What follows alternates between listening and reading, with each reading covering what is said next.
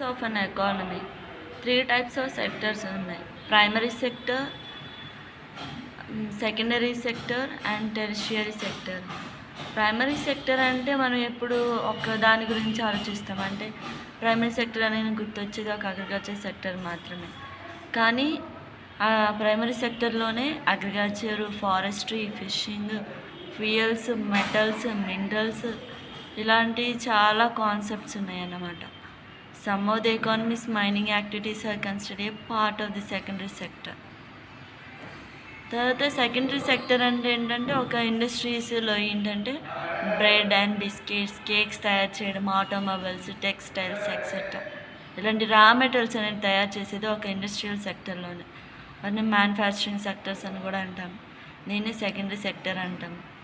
Tertiary sector అంటే ఏమో economic activities చేసేటువంటిది.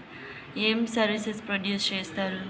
Education, banking, insurance, transportation, tourism ఇలాంటివి సర్వీసెస్ అనేటువంటి ప్రొవైడ్ చేస్తారన్నమాట. దీన్నే టెరిషియరీ సెక్టర్ అంటాం.